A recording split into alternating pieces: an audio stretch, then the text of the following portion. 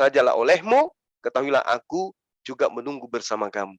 Jadi ketika ayat ini diwahyukan, ternyata mujizat terbesar yang ada pada diri Rasul Muhammad SAW itu adalah Al-Quranul Karim. Sehingga apabila kita ingin melihat bagaimana kemudian kandungan Al-Quran itu berkesesuaian dengan keilmuan, dasar-dasar kemudian pengetahuan, lalu inti daripada pengetahuan, itu semua termaktub di dalam Al-Quranul Karim. Rasulullah seorang diri, 1400 tahun silam, hidup pada masa jahiliyah. Tidak ada kemudian terkontaminasi dengan kehidupan peradaban dari Romawi, Yunani, dan seterusnya. Mesir, India, nggak ada. Dia seorang diri, tapi mampu kemudian ya mengkaji, mampu kemudian memberikan apa yang baru ditemukan hari ini oleh para ilmuwan. Nah, sedangkan kalau di dalam kitab saudara dikatakan contoh misalnya di dalam Lukas, Theophilus yang mulia, banyak orang yang menyusun berita tentang peristiwa-peristiwa yang terjadi di antara kita. Nah, dari sini saja itu sudah ketahuan bahwa ternyata ini adalah berita yang dimuat oleh Bible, itu adalah berita-berita yang disusun oleh orang-orang berdasarkan peristiwa-peristiwa yang terjadi pada masa itu. Bukan ilham, bukan wahyu dari Allah. Nah, saya kira begitu, Bang Petrus, sebagai pembuka dari saya. Silakan. Yeah. Baik, terima kasih Bang Suma. Memang betul sih, untuk kitab suci di tempat kami, itu Alkitab, sangat berbeda dalam penghayatan penerimaan wahyu. Kalau di saudara saya Muslim, itu Alkitab Al-Quran itu kan wahyu dari Allah ya, wahyu dari Allah, dia firman Allah seperti itu, nuzul jadi Quran. Kalau di tempat kami yang saya imani di gereja Katolik, itu betul kata Bang Suma bahwa Alkitab itu tulisan para pengarang, para penulis, maksud saya penulis yang ada di Alkitab. Mereka semua salah satunya ada beberapa orang murid dari Yesus, itu Yohanes dan Matius. Lukas dan Markus itu murid dari para rasul itu. Dan Paulus itu rasul yang lain, maksudnya sebagai penulis seperti itu di Perjanjian Baru. Dan Perjanjian Lama itu warisan dari saudara tua kita, yaitu Yudaism, itu kita ambil dan kita tidak mengurangi sedikit pun, terus ditambahkan Perjanjian Baru, seperti itu. Dan betul, itu adalah karangan penulis atau tulisannya para penulis yang diilhami oleh Roh Kudus, itu yang kita pahami, ya. Lain halnya dengan firman. Firman itu di tempat kami itu nuzul jadi insan atau manusia. Kurang lebih seperti itu, Pak. Terima kasih. Oke, baik. Jadi sebenarnya gini, antara iman Islam dan juga iman Kristen itu ada satu titik di mana iman Islam dan Kristen itu bertemu. Pada saat umat Islam memahami bahwa Yesus itu adalah nabi, titik ini kemudian Islam Kristen itu bertemu di situ. Nah, tapi ketika Kristen mengambil nubuatan-nubuatan di dalam kitabnya saudara kita tertua Yahudi, kemudian data ini disandingkan kepada cerita-cerita yang dibangun kemudian setelah Yesus itu ada, yaitu bahwa dia adalah Mesias, dia adalah Tuhan yang perkasa, dia adalah Allah yang kekal, dan seterusnya. Di sini kita berseberangan. Kenapa? Karena yang lebih tahu tentang Mesias, bahwa Mesias itu adalah Tuhan atau Mesias itu bukan Tuhan, itu adalah mereka, orang-orang Yahudi. Nah, izinkan saya kemudian untuk mengurai sedikit pembahasan yang sangat sederhana yang mungkin bisa dipahami, lalu kemudian nanti kita bisa tanggapi. Jadi gini,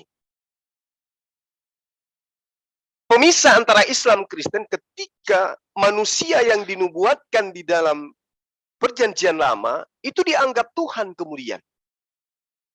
Contoh misalnya, di dalam Yesaya 11 nomor 10. Maka pada waktu itu Taruk dari pangkal Isai akan berdiri sebagai panji-panji bagi bangsa-bangsa. Nah, ini panji di sini yang dimaksud di sini kalau kita melihat hukum-hukum ya, kalau kita melihat dari bahasa kita orang Indonesia. Nah, sekarang kita melihat bagaimana di dalam bahasa Ibrani ada Taruk, ada pangkal yang kemudian menjadi acuan untuk mengetahui tentang Sang Mesias. Bahasa Ibraninya koter. Ya, jadi koter itu artinya tunas, kemudian geza artinya tunggul, kemudian nezar artinya Taruk, kemudian shoresh itu artinya pangkal. Artinya dia harus berasal daripada Esai. Ya, jadi kesimpulan dari Yesaya 1 ya, itu diketahui bahwa Mesias akan keluar menjadi menjadi tunas ya, dan yang keluar dari tunggul, lalu kemudian sebagai sebagai Taruk yang mana kemudian berasal daripada akar itu sendiri. Jadi dimanapun dia keluar, pastinya dia tidak akan keluar dari bagian pohon sebelah atau dari silsilah sebelah atau dari keturunan sebelah. Ini yang diimani oleh orang-orang Yahudi. Ini yang diimani oleh orang Yahudi. Nah, artinya bahwa kita harus mengingat bahwa yang sedang kita bicarakan ini adalah kitabnya orang Yahudi. Artinya kalau kita berbicara mengenai apa yang dibicarakan oleh orang Yahudi, berarti harus berdasarkan konsepnya mereka. Nah, keseluruhan dari 12 suku Israel itu diibaratkan sebagai pohon. Akar pohon tersebut ya, itu didapatkan dari mana pohon itu keluar. Pasti kita tahu, dari Yakub. Kemudian dari ke-12 suku Israel tersebut diibaratkan menjadi 12 cabang. Atau dengan kata lain, Geza dalam bahasa Ibrani. Nah, jadi Yesaya ini itu digunakan untuk mengukur dari mana sumbernya kemudian Mesias ini akan keluar. Yang diimani oleh orang Yahudi berdasarkan dengan kitab mereka. Harus dari orang Yahudi. Meski nanti ada data, tidak akan ada lagi seorang nabi yang lahir sama seperti Musa dari Bani Israel. Nah, ini perlu dipahami terlebih dahulu. Jadi, Mesias yang diimani oleh orang-orang Yahudi itu adalah dari darah daging dari Isai itu sendiri. Berasal dari satu pohon, bukan dari pohon yang lain. Nah, sekarang kita melihat apa yang diterangkan di sini. Kalau kita melihat bahwasanya Mesias itu harus duduk di dalam tahta Daud, berarti kita harus melihat apa pernyataan-pernyataan yang kemudian dijadikan sebagai acuan untuk membenarkan itu. Nah, sedikit lagi dari saya. Yeremia 36 nomor 30, Pak, Bang. Di situ jelas dikatakan, beginilah firman Tuhan tentang Yoyakim. Nah, ini semalam teman Kristen tidak mampu jawab. Beginilah firman Tuhan tentang Yoyakim, Raja Yehuda. Ia tidak akan mempunyai keturunan yang akan duduk di atas tahta Daud. Dia tidak akan memiliki keturunan yang duduk di atas tahta Daud. Berarti kalau Yesus ini dikatakan dari keturunan Daud, kita harus cari. Dia berasal dari keturunan siapa? Rupa-rupanya, Bang, di dalam Matius 1 nomor 11, jelas di situ penulis kitab Anda menghilangkan ya, menghilangkan satu silsilah Yesus demi untuk mendudukkan Yesus sebagai Mesias. Coba Anda lihat di dalam Matius 1 nomor 11. Inilah silsilah Yesus. Yosia memperanakkan Yekonya. Ini jujur saya katakan, ini adalah kesalahan yang disengaja. Dan saya yakin sekali penerjemah kitab ini adalah orang yang cerdas. Orang yang cerdas tapi picik. Mohon maaf saya harus mengatakan itu. Kenapa saya katakan demikian? Inilah silsilah Yesus. Yosia memperanakkan Yekonya. Padahal antara Yosia dan Yekonya ada satu nama di situ yang dihilangkan. Siapa nama yang dihilangkan di sana? Nama yang dihilangkan itu adalah Yoyakim. Kenapa dihilangkan Yoyakim? Karena Yeremia 36 nomor 30 sudah dikatakan, beginilah firman Tuhan tentang Yoyakim, Raja Yehuda itu, ia tidak akan mempunyai keturunan yang akan duduk di atas tahta Daud. Dihilangkan Yoyakim di Matius 1 nomor 11 agar Yesus bisa dianggap duduk di atas tahta Daud. Jadi kitab Anda memang hebat. Makanya saya katakan Al-Quran itu tidak akan bisa ditandingi oleh kitab manapun. Karena Al-Quran menantang dirinya untuk diuji. Zalikal kitabu la raiba fihi hudan lil muttaqin. Matius 1 nomor 11 mencoba untuk meniadakan nama daripada Yoyakim. Kok Bang Suma bisa tahu? Tahulah. Dari mana Anda tahu? Jelas. 1 Tawarik 3 nomor 16, keturunan Yoyakim adalah Yekonya. Sementara Yoyakim ini, nama orang tuanya adalah Yosia. Yeremia 26 nomor 1. Jadi Yosia punya anak bernama Yoyakim. Yoyakim punya anak namanya Yekonya. Sengaja dihilangkan Yoyakim di dalam silsilah Matius, di dalam silsilah Yesus di Matius 1. Maksudnya apa? Agar Yesus bisa dipaksakan duduk sebagai Mesias.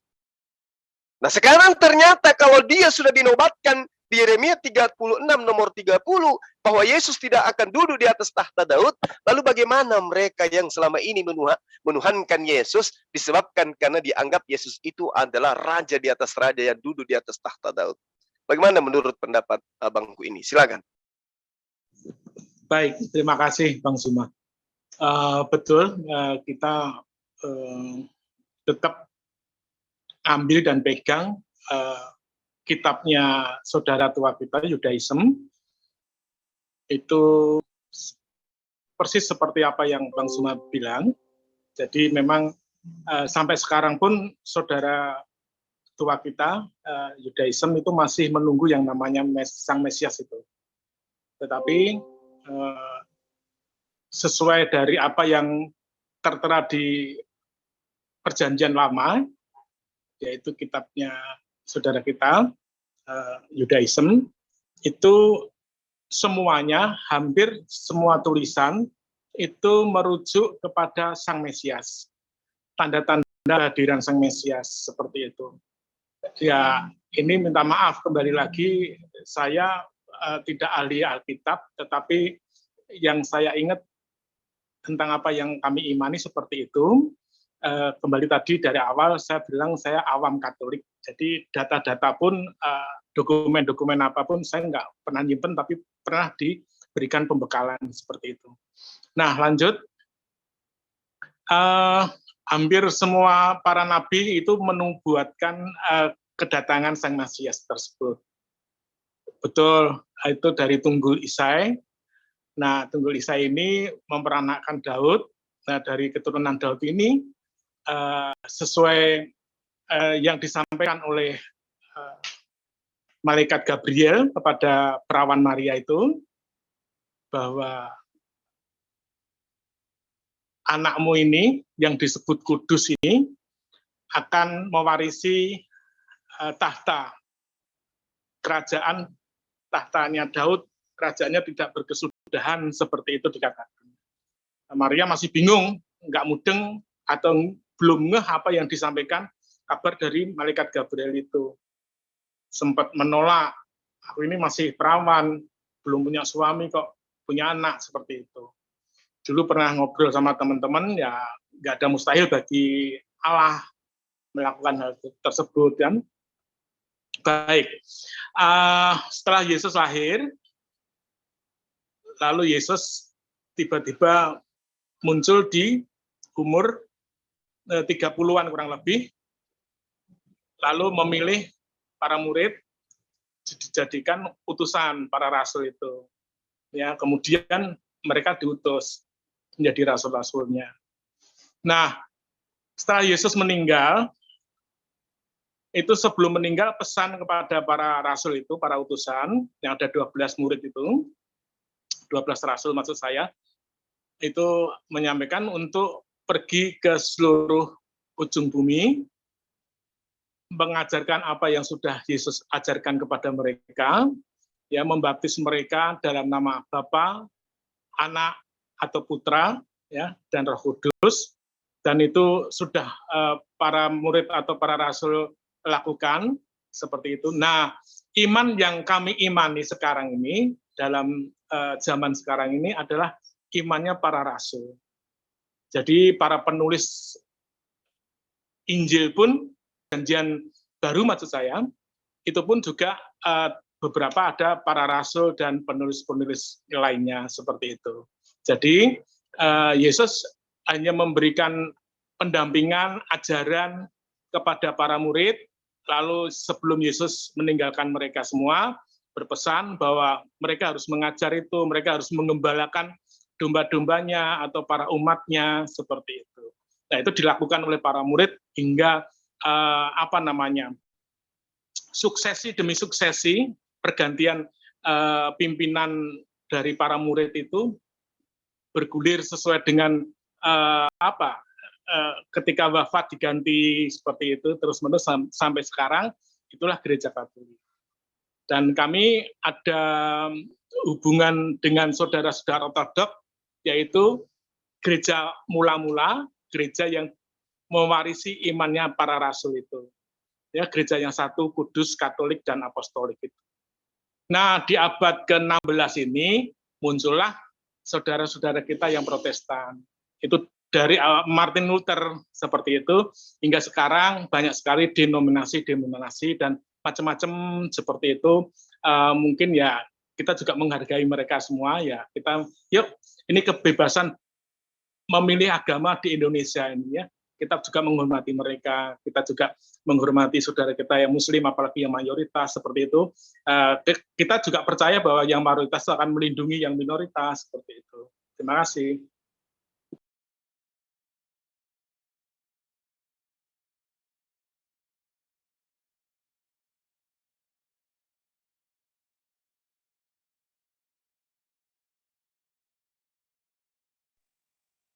Sampun, Bang. Sorry, ternyata saya termute. Jadi gini, kami umat Islam itu mendudukkan Yesus itu sebagai nabi, sebagai rasul kepada Bani Israel. Dan tidak ada kemudian yang bisa mengganggu-gugat itu, karena iman Islam itu terkait dengan iman kepada kenabian beliau. Nah, lalu kemudian kedudukan beliau sebagai nabi, kalau kita melihat dari kitabnya Bani Israel, orang Yahudi, untuk kemudian melewati garis kenabian terhadap Yesus, itu nggak bisa. Saya sebagai Muslim menganggap itu nggak bisa. Karena fakta di lapangan memang tidak berkesesuaian dengan itu. Euforia yang dibangun kemudian itu muncul belakangan. Dia adalah Tuhan, dia adalah ini, dia adalah itu, dan seterusnya. Itu muncul belakangan, yang mana hal itu jelas-jelas diragukan dari segi historis dan juga dari segi kitab.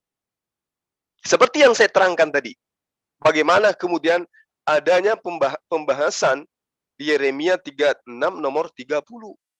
Nah, kalau kita merujuk kepada keturunan Isai, kami umat Islam juga secara budaya mengakui bahwa sesungguhnya Rasulullah Muhammad SAW itu dari sisi neneknya beliau, istri daripada buyutnya beliau, ya, itu juga berasal dari orang-orang Yahudi, dari tunggul Isai.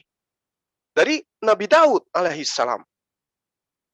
Makanya kemudian Rambam dalam hal ini Mose bin Maimun, seorang rabi yang memiliki kedudukan tertinggi di antara para rabi yang ada di Yerusalem sana, itu jelas mengatakan bahwasanya Rasulullah Muhammad SAW itu jelas berasal dari keturunan Ismail, dari Kedar, Bani Kedar dia, merujuk kepada anak daripada Nabi Ismail, anak daripada Nabi Ibrahim.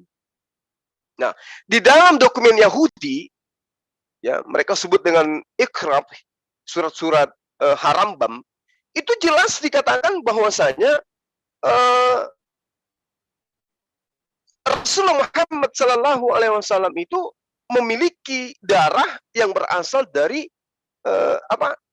dari istri dari neneknya dia, Hashim, dari kakeknya dia, Hashim, yaitu dari Bani Kedar. Dari Kedar ini kemudian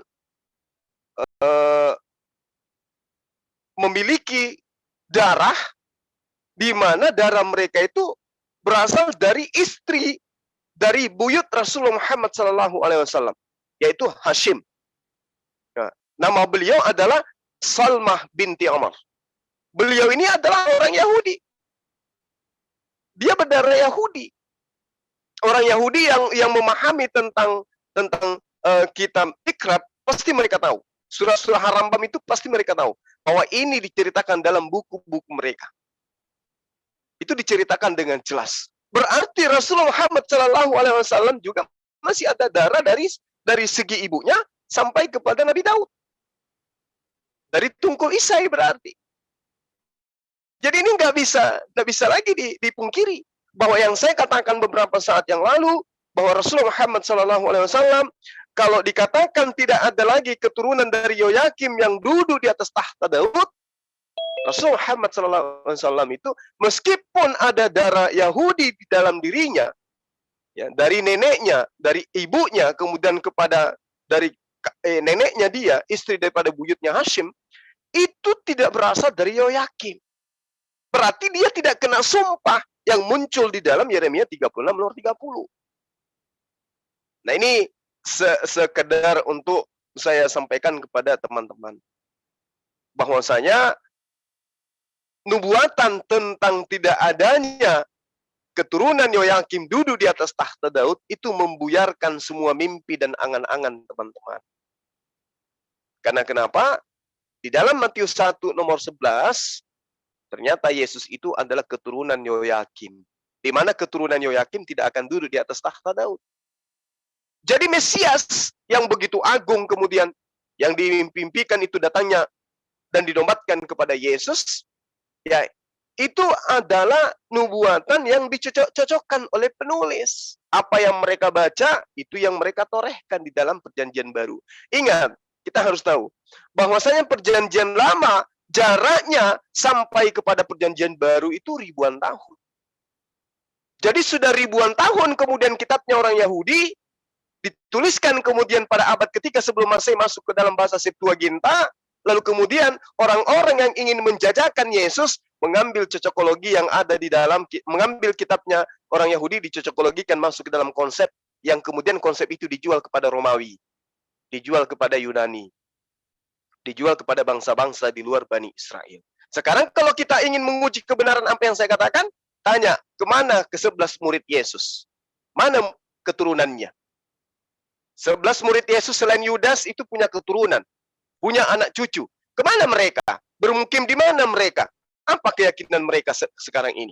Kita tidak akan bisa menemukan itu. Tapi kalau kita balik, akar Kristen kita ukur, kita kaji, kita tarik benang merahnya, kita akan sampai kepada Kekaisaran Romawi. Kekaisaran Romawi nyebrang kembali ke Yerusalem itu terputus. Tidak akan ada. Kenapa? Yesus berpesan kepada ke-12 muridnya agar jangan ke bangsa lain. Berarti yang ke bangsa lain itu yang tertulis di dalam Matius 23 nomor 15. Celakalah engkau wahai ahli kitab, celakalah engkau wahai orang Farisi, orang-orang munafik, engkau menyeberangi daratan, engkau menyeberangi lautan, menjelajahi daratan untuk mentobatkan orang masuk ke agamamu, menjadikan mereka orang neraka, dan menjadi 2 kali lebih jahat daripada engkau sendiri. Berarti ada ahli kitab yang menyeberang lautan, menjelajahi daratan, nyebrang meninggalkan Yerusalem, mengajarkan sebuah agama, di mana agama itu diajarkan dan penganutnya 2 kali lebih jahat daripada ahli kitab itu sendiri. Makanya Yesus memulai dengan perkataan, celakalah engkau. Itu yang perlu dipahami. Kenapa? Karena kalau kita berbicara mengenai Yesus itu Tuhan, dia Mesias, Tuhan yang menjadi manusia, dan bla bla bla bla bla bla dan seterusnya. Dari pijakan mana diambil? Dari kitabnya orang Yahudi. Sementara orang Yahudi mengatakan bahwasanya tidak akan ada lagi dari keturunan Yoyakim yang akan duduk di atas tahta Daud. Yesus berdasarkan Matius 1 itu adalah keturunan Yoyakim. Berarti benarlah apa yang kami katakan sebagai apologet, bahwa ajaran Yesus itu berbeda dengan ajaran teman-teman Kristen hari ini. Yesus hanya untuk Bani Israel.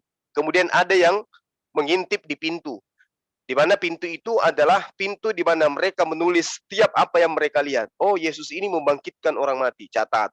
Yesus ini membuat orang buta melihat, catat. Orang lumpuh, catat. Lalu kemudian ditulis berbagai macam konsep, makanya tulisannya itu ditujukan kepada jemaat Roma, jemaat Ibrani, jemaat Efesus, jemaat Filipi, dan seterusnya. Tidak pernah ditujukan kepada orang-orang Yahudi. Suratnya selalu ditujukan kepada kumpulan-kumpulan orang Romawi dan Yunani. Kenapa? Karena yang penulis ini tahu, kalau ini saya jual ke orang Yahudi nggak mungkin laku. Tapi ketika saya jual kepada orang Romawi dan Yunani pasti laku keras. Kenapa? Karena konsep Trinitas Tritunggal itu adalah konsep Romawi Yunani dari sejak nenek moyang mereka secara turun-temurun mendarah daging, tapi tanpa kitab suci. Begitu ada tulisan yang dianggap suci didatangkan kepada mereka yang berkesesuaian dengan konsep mereka, maka konsili-konsili kemudian memutuskan kitab ini adalah firman Tuhan dan Yesus didudukkan sebagai Tuhan di dalamnya. Itulah kenapa saya katakan bahwa Yesus Tuhan itu hasil daripada angket, hasil plotting, hasil daripada apa yang mereka inginkan orang-orang yang hadir pada saat muktamar atau konsili-konsili. Yang hadir pada saat konsili tidak ada satupun dari golongan rabi-rabi Yahudi pada masa itu. Semua adalah orang-orang terkenal, uskup-uskup, romo-romo, dan seterusnya yang hadir di sana, di mana mereka adalah orang-orang Romawi dan Yunani. Secara turun-temurun memang sudah diajarkan dewa-dewa mereka nusul menjadi manusia. Ketika Yesus jajakan kepada mereka, mereka langsung terima tanpa pikir panjang. Inilah yang terjadi, sahabatku, berdasar terhadap Yeremia 36 nomor 30 dan seterusnya. Saya kira ini dari saya sementara ini, silakan Anda tanggapin. Di sini sudah maghrib, saya izin sholat dulu kurang lebih 10 menit, habis itu saya kembali. Silakan. Baik, Bang. Selamat menjalankan ibadah sholat. Baik, terima kasih, Bang Zuma. Mungkin teman-teman yang lain masih ada di sini. Ya, kita bebas ya, menyampaikan pendapat itu bebas. Jadi kita ngobrolnya juga bisa enak, seperti itu. Baik, memang iman Yahudi itu iman warisan. Jadi hampir seluruh mereka yang Yudaism itu adalah memang betul-betul keturunan Yahudi, seperti itu. Kita juga bisa menarik garis lurus ke belakang, saudara-saudara kita yang berbangsa Arab itu bisa jadi keturunan dari Nabi Ismail. Dan Nabi Ismail pun itu putra dari Bapak Abraham atau Bapak Ibrahim, seperti itu. Mungkin kalau di saudaraku Muslim itu Nabi Ibrahim, seperti itu ya. Nah, mau nggak mau itu ada keturunan Ibrahim. Mau nggak mau Allah juga memberkati Ismail ya dan keturunannya. Bahkan dari perjalanan waktu kecil pun, ketika Ismail dan ibunya itu, Ibu Hagar itu berjalan di padang pasir yang begitu mengerikan, Allah itu juga memelihara mereka, seperti itu. Ya. Itu buktinya. Sehingga saya mau mengatakan bahwa bisa jadi di koloni Timur Tengah itu nyaris adalah Bani Israel tadinya yang menyebar, seperti itu. Ya, yang menyebar, bahkan dari keturunan Ismail pun itu juga mengenal Allah, Allahnya Ibrahim, yang diwariskan ke keturunannya terus-menerus hingga sampai mungkin bisa jadi sampai Nabi Muhammad SAW seperti itu. Minta maaf saya nggak bisa ngucapinnya, ya saya sampaikan SAW gitu aja. Nah itu bisa jadi seperti itu. Jadi memang betul ya agama Yudaism, Kristen dan Muslim atau Islam itu bisa jadi muncul dari sana itu karena yaitu agama samawi, agama yang bersumber Allah yang sama dengan cara tafsir berbeda-beda karena budaya dan lain sebagainya itu yang memengaruhi, dan tafsir bisa bebas, kita tidak harus menyamakan untuk sama, tetapi dari perbedaan itu kita bisa menarik, oh ya ini kita memang dari sejarah yang nyaris sama, seperti itu. Jadi berikut, untuk yang diajarkan Tuhan Yesus kepada para murid itu, betul-betul Tuhan Yesus sebelum naik ke surga, meninggalkan mereka semua itu berpesan, ya pergilah, ajarlah apa yang sudah kuajarkan kepadamu, kepada mereka, baptislah mereka dalam nama Bapa dan Putra dan Roh Kudus, seperti itu.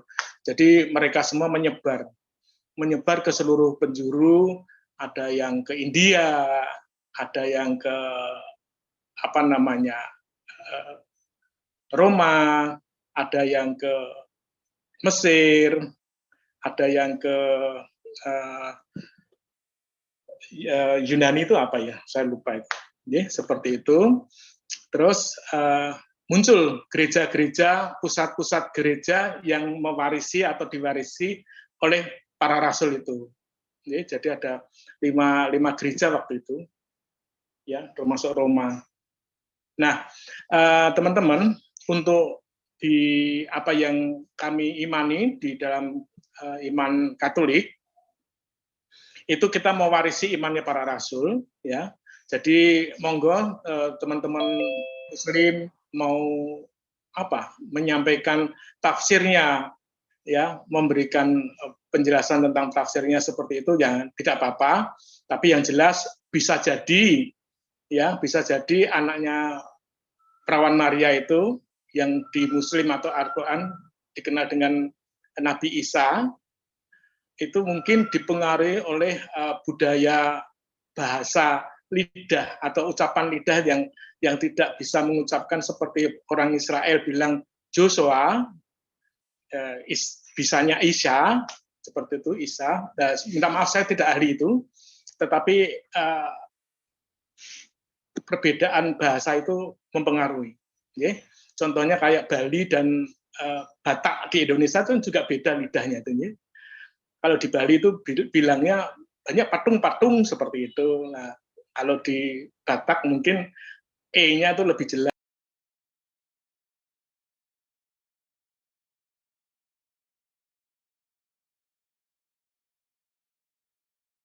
Minta maaf, ada telepon masuk. Saya lanjut. Mungkin ada teman-teman yang lain yang ingin menambahkan seperti itu. Yang jelas kita boleh berbeda dalam tafsir. Mungkin kalau saya di sini untungnya dapat belajar ilmu dari saudara saya yang Muslim, ya, tentang bagaimana cara pandang atau saudara saya Muslim memandang kekristenan seperti apa, dan itu bebas, ya. Saya menerimanya enjoy aja karena itu perbedaan dan saya menghargai perbedaan itu, dan saya tetap berpegang teguh dengan apa yang saya warisi, imani seperti itu. Saya menerima warisan iman ini dari orang tua, dan orang tua mungkin dari orang tuanya lagi, seperti itu. Jadi saya lahir udah menyandang agama Katolik, ya, seperti itu. Mungkin kalau saya belum dibaptis dari bayi masih bebas, itu saya di dewasa ini kondisinya mungkin bisa memilih bukan Katolik seperti itu, tetapi karena begitu lahir sudah Katolik, ya mau nggak mau ini yang saya pegang, dan itu yang saya pegang teguh sampai sekarang. Saya mencoba untuk taat dan setia di dalam keimanan kekatolikan ini. Mungkin kalau ada teman-teman yang mau menyampaikan sesuatu, silakan. Terima kasih.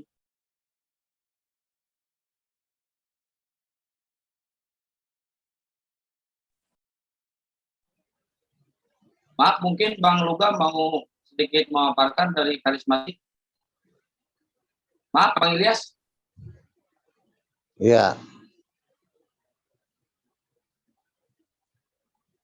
memang Silakan Bang, nubuatan silakan di handle, silakan di handle Bang. tadi kan Juma kan mengatakan bahwa nubuatan tentang Mesias itu digenapi oleh Yesus. Ya memang hanya Yesus yang bisa menggenapi nubuatan tentang Mesias. Karena Mesias itu adalah Tuhan yang diurapi. Jadi Tuhan yang menjadi daging, itu arti Mesias. Ya, gitu. Jadi Mesias itu bukan hanya sekedar arti dari katanya. Arti kata Mesias memang diurapi, semua bisa diurapi. Kores, Daud, semua diurapi. Tapi yang dimaksud dengan Mesias yang dijanjikan itu adalah Tuhan yang ingin menjadi raja di tengah-tengah bangsa Israel. Itu adalah rencana Tuhan. Di 1 Samuel 8 sudah direncanakan Tuhan itu mau jadi raja di tengah-tengah Israel secara fisik.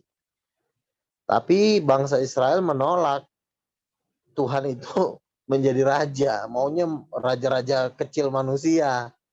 Nah, berbeda dengan rencana Tuhan itu. Jadi makanya Mesias itu adalah Tuhan, artinya Tuhan yang mau menjadi raja di tengah-tengah umatnya.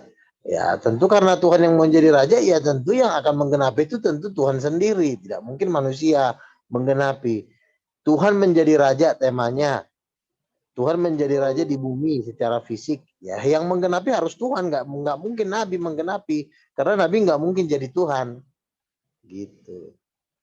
Nah, makanya ciri-ciri Mesias itu ada pada Yesus. Dia akan duduk di sebelah kanan Allah. Kenapa dia duduk di sebelah kanan Allah? Ya karena dia mengambil tubuh manusia. Kalau dia tidak mengambil tubuh manusia, dia nggak perlu duduk di sebelah kanan Allah. Ya dia adalah Tuhan itu sendiri. Gitu. Jadi bukan memaksakan, kata Juma memaksakan Yesus menggenapi. Iya, rencana Tuhan yang mau jadi raja di tengah-tengah manusia itu Tuhan sendiri. Makanya sebenarnya kerajaan-kerajaan dunia ini bukanlah rancangan Tuhan, seperti kerajaan Saudi, kerajaan Inggris, itu bukan rencana Tuhan. Yang Tuhan mau adalah dia sendiri yang menjadi raja di tengah-tengah umat. Makanya kalau kita lihat nanti di akhir zaman di sorga, yang jadi raja itu di tengah-tengah umat itu cuma Tuhan sendiri. Dikatakan maka Allah berkemah di tengah-tengah umat manusia. Dia berkemah, dia bertahta sebagai raja. Seperti itu. Jadi nggak ada istilah raja Saudi, raja Inggris, nggak ada. Yang ada cuma bupati-bupati, wakil-wakil raja. Yang raja cuma satu, yaitu Tuhan. Makanya disebut King of Kings. Itu kira-kira dari saya.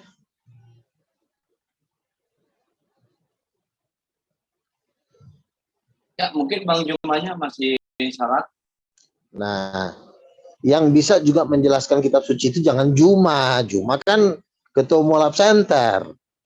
Juma itu bukan rasul. Dia hanya ketua majelis taklim, ketua mualaf. Jadi yang bisa menjelaskan kitab suci itu harus rasul.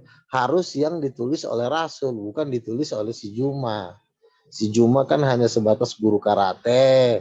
Guru karate yang ngajarin karate, jangan ngajarin kitab suci. Enggak, salah Bang Luga. Bang Juma itu enggak menulis kitab. Hanya memaparkan aja. Iya, memaparkan nggak boleh. Itu hukumnya. Oh, nggak boleh. Itu pendeta-pendeta banyak yang memaparkan di gereja, dengerin. gimana? Kita memaparkan berdasarkan penjelasan Rasul, bukan berdasarkan penjelasan kita. Emang ada pendeta yang dijelaskan sama Rasul sekarang? Kan ada tulisan Petrus. Nah kan Petrusnya udah nggak ada. Gimana mau Tapi bisa? tulisannya ada. Ntar, mending tunggu Bang Juma aja ya. Iya, Soalnya tulisan Petrus itulah yang menjadi, kita cuma menyampaikan aja, bukan menjelaskan lagi. Penjelasan itu sudah diberikan dasarnya oleh Petrus gitu loh. Nah, kita menyampaikan, menjelaskan berdasarkan tulisan-tulisan para rasul. Jadi nggak boleh kita menjelaskan berdasarkan kehendak sendiri. Gitu. Apalagi kita bukan siapa-siapa, kita cuma manusia biasa. Jangan. Kalau membaca boleh nggak? Memba- membaca apa dulu nih? Karena ada dua bagian di dalam Alkitab ini yang harus kita baca. Pertama, membaca ucapan Yesus. Itu ada di keempat Injil. Membaca ucapan Yesus ini kadang-kadang belum kita bisa mengerti karena di situ Yesus tidak sedang menjelaskan. Kita cuma mendengar apa ucapan Yesus, tapi pengertian dari ucapan Yesus itu belum tentu sama dengan apa yang kita maksud. Makanya kita perlu setelah membaca, kita juga membaca penjelasan para rasul baru komplit. Ini kadang-kadang Yohanes 17 ayat 3, inilah hidup yang kekal, Yesus Kristus yang keutus. Langsung diajarin ke orang banyak, ya nggak begitu cara ngajarnya. Sayur. Maling. Kalau menurut Bang Luka, mengenal yang kekal itu bagaimana coba? Ya harus tanya Petrus. Jangan muncung kita udah keburu maju, nggak Dari boleh. mana asalnya Petrus sudah nggak ada? Ya kan Ada tulisannya Bang kan Petrus ada. itu Bang. Tulisannya kan ada. Petrus ada ya. Tulisannya kan ada yang menjelaskan siapa Yesus.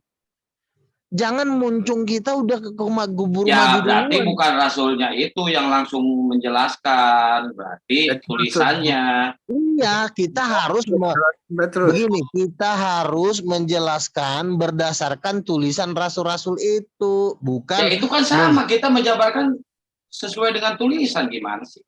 Iya, kamu tidak, kamu menjelaskan ucapan Yesus yang kamu langsung artikan, langsung kamu banting habis, kamu langsung banting harga, udah.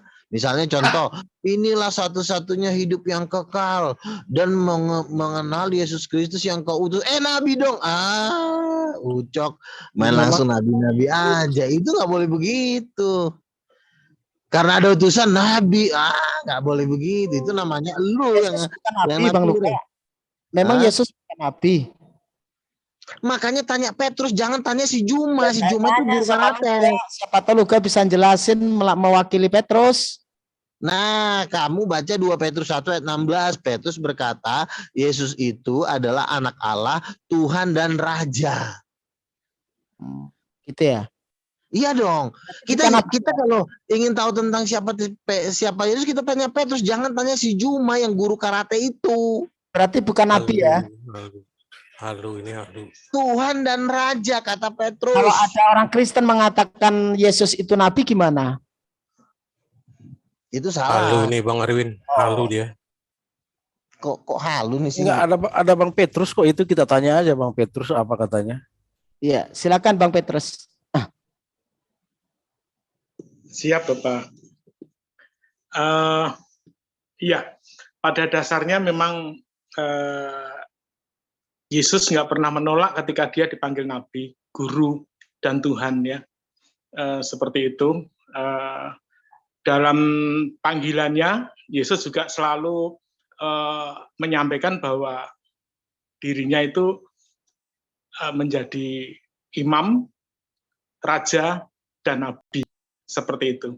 Jadi ketika saudara-saudara kita yang muslim menyebut Yesus nabi, kami tidak kaget karena itu memang sudut pandang saudara kita yang muslim, Yesus atau Isa itu sebagai nabi. Dan itu nggak apa-apa, itu kan mereka menghormati Yesus tetapi dari sudut yang lain, seperti itu. Bukan dari sudut kekristenan. Nggak apa-apa, jadi kita harus bisa menghormati dan bisa mengerti. Itu aja. Kalau saya sih bukan mereka menghormati, mereka memang mau nyesatin orang.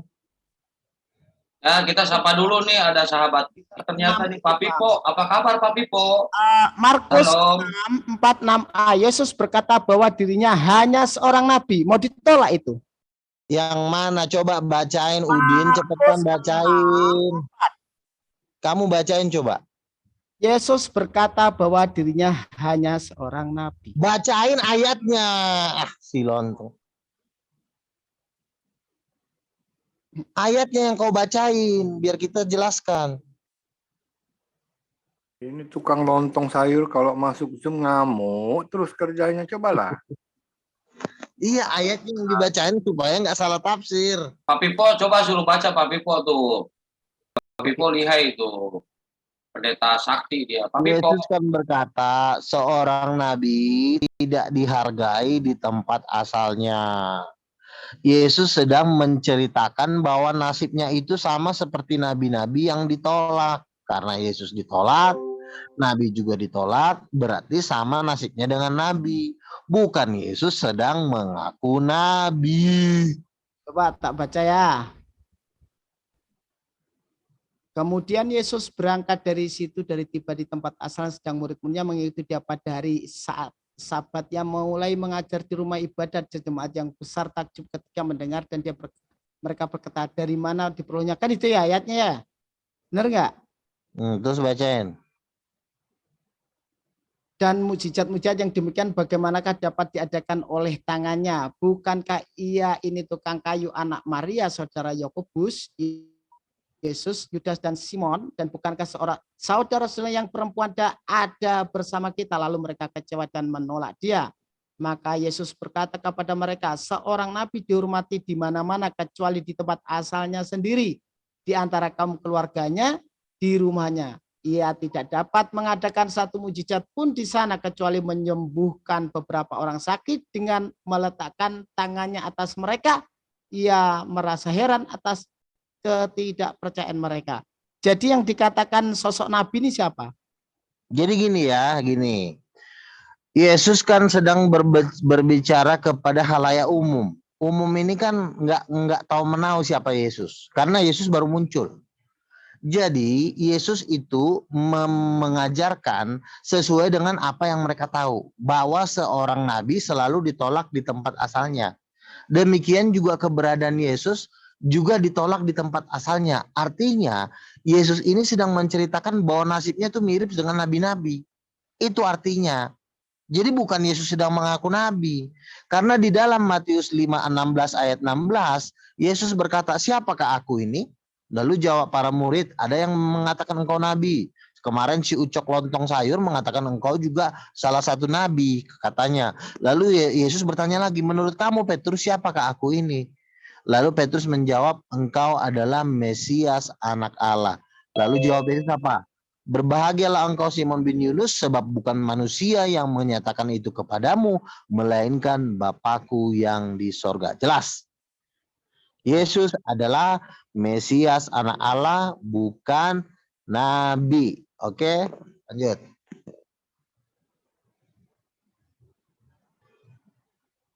Terserah mau penjelasannya itu iman sampean kok.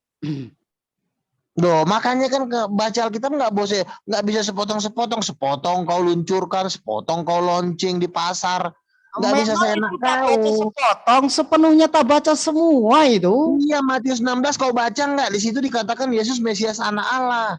Saya kan Mesias baca anak Allah. Matius Sekarang 6. saya tanya, Mesias anak Allah dengan Nabi sama nggak? Baca, bukan dipotong. Mesias anak Allah dengan Nabi sama nggak? Siapa? Yesus. Mesias itu dengan Nabi sama nggak? Sosok Nabi di situ tuh menggambarkan siapa? Yesus menyamakan dirinya dengan seluruh para nabi, nasibnya ditolak, Ucok. Berarti Yesus di situ bukan menyatakan dirinya juga nabi, bahwa ditolak. Bukan, dia nasibnya sama, karena nasibnya Yesus tuh sama dengan nabi-nabi, karena dulu nabi-nabi itu selalu ditolak dan dibunuh. Setara enggak dengan nabi berarti? Nah, seperti Yesus juga ditolak dan dibunuh. Makanya Yesus mengatakan tidak ada seorang nabi yang dihargai di tempat asalnya. Karena yang diajak Yesus ini adalah orang awam yang nggak tahu menahu tentang Mesias, tahu tentang nabi juga nggak tahu. Jadi dia ngomong secara umum, tentu pakai bahasa umum. Tapi kalau dalam bahasa yang spesifik, di sekeliling rumahnya, berarti Yesus menyetarakan dengan seorang nabi enggak kira-kira?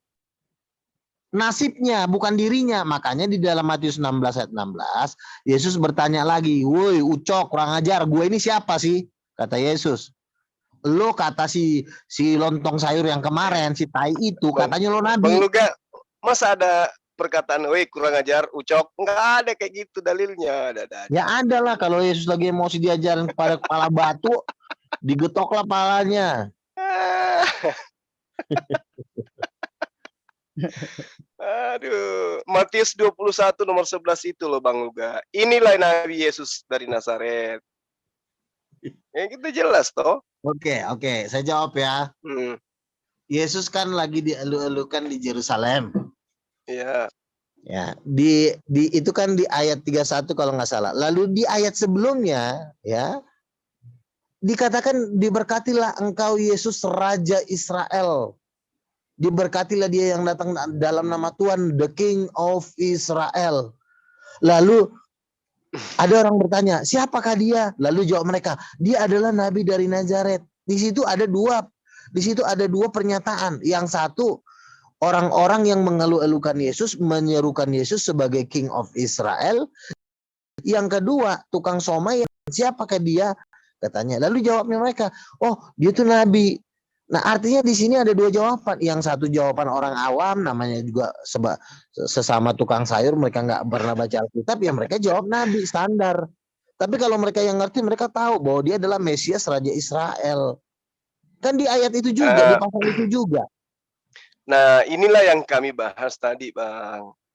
Bahwa agama Kristen itu sekarang menerima sebuah ajaran yang hanya cocokologi dari kitabnya orang dahulu. Nah, kalau Anda mengatakan Yesus itu raja orang Yahudi, Anda ditertawakan karena Yeremia 36 nomor 30 jelas dikatakan anak Yoyakim, keturunan Yoyakim tidak akan bisa duduk di atas tahta Daud. Sementara Yesus itu adalah keturunan Yoyakim. Gitu loh Bang Luga. Jadi Anda ditertawakan sama orang Yahudi. Kalau Islam awam, Anda mendengarkan Bang Luga bercerita, wah hebat kali ini Yesus ya. Tapi nggak bisa. Orang yang belajar pasti tahu Yesus tidak akan bisa duduk di atas tahta Daud. Kenapa? Dia dicegat oleh Yeremia 36 nomor 30. Oke, saya Gitu loh, jawab Bang. ya. Oke. Ya, silakan. Kalau yakin begini, rencana Tuhan memang Yesus akan dilahirkan dari garis keturunan Daud. Tetapi itu harus dibatalkan. Kenapa dibatalkan? Itu harus dibatalkan. Makanya si Yoyakim dibikin mandul. Iya kan? Tetapi dari garis keturunannya Yusuf, ya, Yusuf dan Maria itu dari garis keturunan mana? Ya. Artinya kan tidak ada, kan cuma dibilang tidak ada yang menjadi raja kan? Bukan berarti dia tidak beranak kan? Bahwa Yoyakim itu tidak memiliki anak lagi yang namanya raja. Yusuf juga bukan raja. Maria pun bukan keturunan raja. Nah di sini menggenapi firman Tuhan bahwa memang Daud itu secara fisik dia gagal menurunkan Mesias. Secara fisik gagal.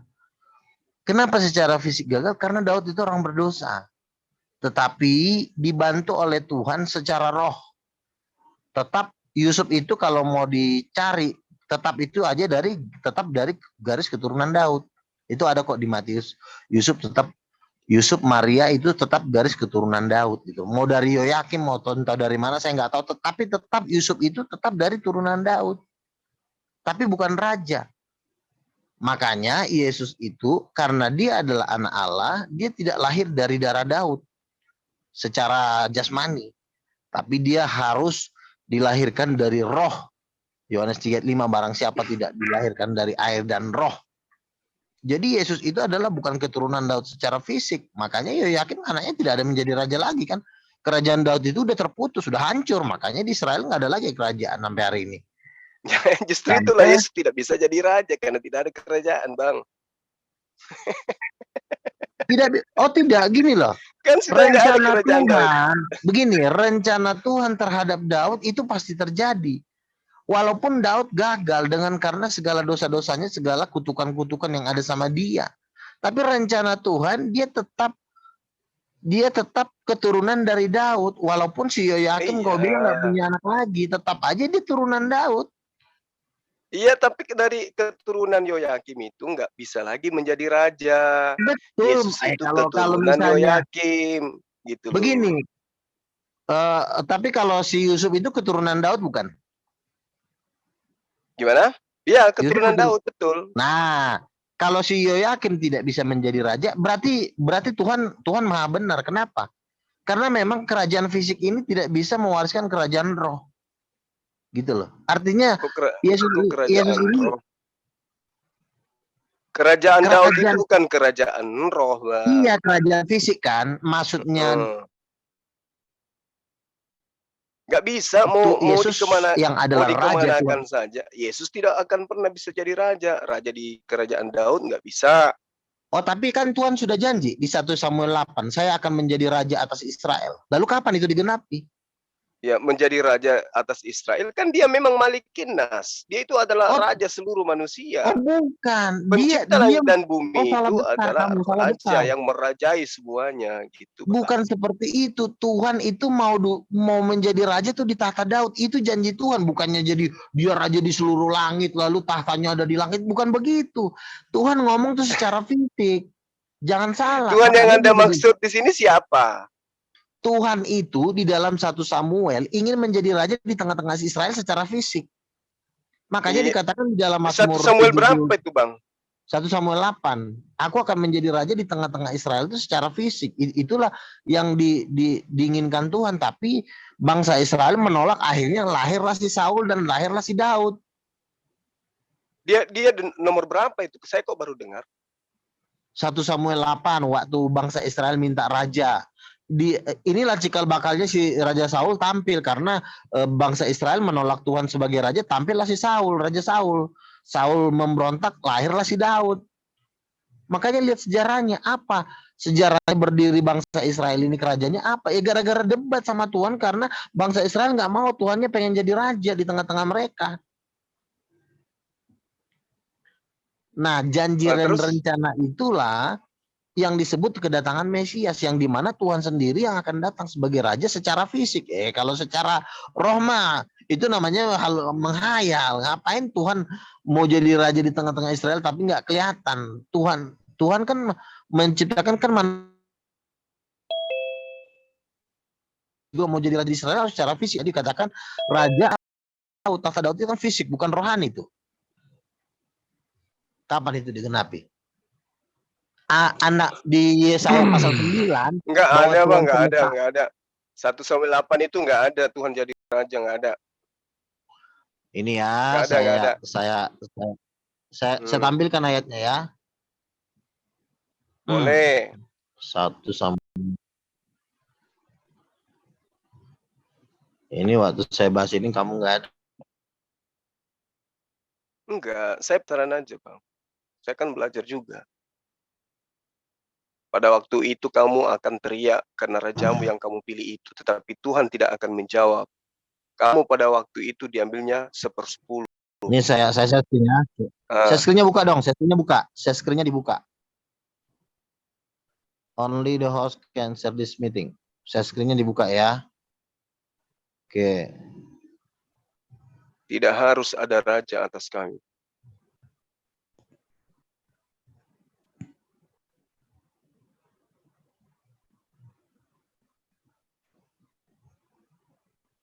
Nih, coba baca ya. Baca ayat 7 ya. Tuhan berfirman kepada Samuel, dengarkanlah perkataan bangsa itu dengan segala hal yang dikatakan mereka kepadamu. Tapi akulah yang mereka tolak, supaya jangan aku menjadi raja atas mereka. Terus? Nah, di sini Tuhan mau menjadi raja atas Israel, tapi bangsa Israel minta si Saul, si lontong. Aduh. Bukan, Bang. Samuel ini yang mau menjadi raja tapi ditolak, bukan Tuhan. Oh tidak, kau baca dari atas dong. Waktu itu mereka berikanlah endingnya kepada kami bisa seorang dilihat raja. Endingnya bisa dilihat di nomor 22, Bang Luga. Tuhan berfirman kepada Samuel, dengarkanlah permintaan mereka dan angkatlah seorang raja bagi mereka. Samuel diminta untuk mengangkat raja, dan raja yang diangkat itu masa Tuhan diangkat menjadi raja? Enggak lah, Bang. Kalau yang dikatakan di Al-Quran, Malikin Nas. Akulah yang mereka tolak, supaya jangan aku menjadi raja atas mereka. Gimana sih? Tuhan berfirman kepada Samuel, dengarkanlah perkataan bangsa itu dalam segala hal yang dikatakan kepadamu. Sebab bukan engkau yang mereka tolak, tetapi aku yang mereka tolak supaya jangan aku menjadi raja atas mereka. Nah, ini ditolak ini dalam arti kata seperti yang ada di dalam Al-Quran. Raja manusia, ditolak menjadi Tuhan. Ditolak sebagai Tuhan, bukan ditolak dalam arti raja fisik, raja layaknya manusia. Itu bisa kita lihat di nomor 22-nya. Gitu loh Nomor Bang Luka. 22 mana? Di Oke. 1 Samuel 8. Oke, 22 ya. Tuhan Ya, berfirman kepada Samuel, dengarkanlah dan permintaan angkatlah mereka. seorang raja bagi mereka. Ah, Kemudian berkata Samuel, pergilah masing-masing ke kotanya. ah. Nggak ada itu Bang Tuhan jadi raja. Jadi berhentilah. Oh Kasihan. jangan dong. Ini baca sebelum. Tetapi bangsa itu Ini sudah menolak kita mendengarkan. ini sudah Dengerin. bukti. Gimana ceritanya? Anda menghayal King of King adalah Yesus. Tapi dibantah Yeremia 30 nomor 30. Yesus tidak bisa jadi raja. Kayak mana itu? Susah ini Bang, susah. Karena saya katakan, ada yang duduk di depan pintu orang Yahudi, kemudian dia melihat apa yang terjadi. Ditulislah itu, dicocok-cocokkan dari kitabnya orang Yahudi, baru dijual ke Romawi dan Yunani. Nah, fakta setelah diselidiki ternyata Yesus tidak bisa jadi raja. Kenapa? Dia adalah keturunan Yoyakim. Ya, di ayat yang tadi, Tuhan yang mau ingin menjadi raja. Nah, ini juga digenapi lagi pada waktu Yesus di kayu salib. Makanya dikatakan Apalagi di situ. Aduh, Firaun, abang ini. dengerin dulu, tenang aja. Hmm. Pilatus kan bilang, aku harus menulis ini adalah raja orang Yahudi. Tidak, kami nggak ingin menjadi raja bagi, kami nggak pengen dia menjadi raja. Siapa yang menganggap dia raja, dia menolak kaisar. Gitu. Jadi ini sama sebenarnya. Spirit yang menolak Tuhan sebagai raja ini sudah ada di zaman Samuel. Ini roh sebenarnya. Ini adalah roh penguasa si jahat yang membuat bangsa Israel menolak Tuhan sebagai raja. Ya, makanya kedatangan Mesias itu adalah kedatangan Tuhan sebagai raja. Di Yesaya pasal 9 dikatakan bahwa Tuhan akan bertahta duduk di atas tahta Daud. Yesaya pasal 9. Tuhan akan duduk di atas tahta Daud. Tahta Daud fisik apa rohani? Fisik. Berarti Tuhan akan duduk secara fisik di atas tahta Daud. Nah, sekarang kita tunggu kapan Tuhan mau duduk secara fisik. Karena yang mau didudukin ini bukan rohani. Tahta Daud itu fisik. Ada kursinya. Yesaya berapa? Hah? Yesaya. Coba kita buka ya, Yesaya. Iya, Yesaya 9 nomor berapa? Iya, Yesaya 9. Ya. Ini berbicara mengenai ini kan, Manase kan? Taruh. Yesaya 9. Aduh, hancur kitabnya orang ini dibuat ini, Bang. Nih, Yesaya 9 nomor ya. 6. Nomor 6, nomor 5. Bentar. Untuk kita sebab seorang putra. anak ya. Ayat 9, ayat 7 aja. Besar kekuasaannya dan damai sejahtera tidak akan berkesudahan di atas tahta Daud di dalam kerajaannya. Karena ia mendasarkan mengokohkannya dengan keadilan dan kebenaran. Dan sampai sekarang kecemburuan Tuhan semesta alam melakukan ini. Nah, sekarang dikatakan yang duduk di atas tahta Daud siapa? Ayat 5. Penasehat ajaib dan Allah perkasa, Bapa yang kekal, Raja damai akan duduk di atas tahta Daud. Nah, sekarang Tuhan duduk di atas tahta Daud itu kapan terjadi? Iya, tidak ada lagi, Bang. Kerajaan Daud itu sudah nggak ada. Kok kerajaan Daud? Coba buka nih. Buka lagi kejaki Lukas. Bisa nggak di sini lagi. ya? Lari lagi ke Lukas. Ya. Salto ke sana kemari. Lukas 1 ayat 33 ya. Lukas 1 ayat 33. Share screen ya. Aja Pak Bom sekalian Bang sini. Lukas 1 ayat 33. Gabriel berkata kepada Maria, ia akan menjadi raja atas keturunan Daud sampai selama-lamanya. Kan sama. Raja Israel kan? Itu makanya aku bilang, Anda itu Kristen adalah orang yang menjadi korban terhadap penulis yang mengambil tetesan demi tetesan yang ada di kitabnya orang Yahudi, di mana mereka tidak akan pernah bermimpi itu adalah Yesus. Tapi ada penulis yang mencocok-cocokkan kitabnya orang Yahudi kepada Yesus. Korbannya kalian. Coba Anda lihat, bagaimana dia mau menjadi raja, kerajaannya tidak ada. Bagaimana dia menjadi Bagaimana dia menjadi damai sejahtera sementara hidupnya tidak pernah sejahtera?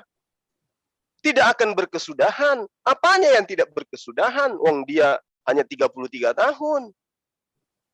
Ya, dikatakan tidak berkesudahan di atas tahta Daud. Tahta Daud yang mana? Tahta Daud yang mana? Kalau yang dikatakan tahta Daud itu adalah kerajaan Tuhan yang datang di atas muka bumi ini, itu tinggal ada di Mekah sana. Itu baru kerajaan yang bisa dikatakan kerajaan Tuhan, Bang. Karena berasal dari pengajaran para nabi-nabi. Kalau kerajaan Daud Anda katakan ada di Yerusalem, yang mana kerajaan Daud itu? Nggak ada. Makanya kalau dikatakan Yesus adalah besar kekuasaannya, dia adalah Bapa yang kekal, dia adalah Bapa yang perkasa, dia adalah penasihat ajaib. Apanya yang penasihat ajaib, Bang? Nasihat nggak bisa dia. Gimana ajaib nasihatnya gitu? Enggak lah. Jadi ayolah, mari kita jujur terhadap kebenaran. Ya, inilah silsilah Yesus. Yosia memperanakkan Yekonya. Ini kenapa Yoyakim? Harusnya inilah silsilah Yesus. Yosia memperanakkan Yoyakim, Yoyakim memperanakkan Yekonya. Kenapa Yoyakim dihilangkan? Karena penulis kitab Anda mengetahui Yoyakim itu keturunannya tidak akan duduk di atas Daud. Makanya dihapus namanya gitu loh. Tapi orang yang belajar tidak akan terkecoh dengan itu, Bang. Makanya yuk mari lebih baik menjadi ya hidup nyata daripada dalam hayalan. Ayo Bang Luga. Kapan mau dibaptis? Ntar dulu. Gini loh ya. Silakan. Yang mengajarkan tentang firman itu bukan kau sebagai guru karate. Yang mengajarkan firman Tuhan itu adalah penjelasan dari rasul-rasul. Jadi yang mengajarkan firman Tuhan itu ada Abang ini sebagai guru cendol. Saya belajar dari rasul-rasul. Ada rasul yang mana? Rasul yang mana yang ngajarin Abang ini? Rasul yang mana? Rasul Petrus, kan ada Rasul Petrus nggak mungkin, Bang. Rasul Petrus itu nggak pernah menulis dia, apalagi dikatakan mengarang kitab sampai setebal itu, enggak lah. Petrus itu mendapat mandat dari Yesus, jangan ke bangsa lain. Dan itu dibenarkan oleh Paulus bahwa Petrus tidak ke bangsa lain. Galatia 2 coba Anda baca di sana. Petrus diutus kepada orang-orang yang bersunat. Berarti 1 Petrus, 2 Petrus itu bukan suratnya Petrus murid Yesus. Apalagi kisah para rasul dikatakan bahwasanya Petrus itu orang yang tidak terpelajar. Sebagai orang terpelajar tidak mungkin dia menulis 1 Petrus, 2 Petrus itu, Bang.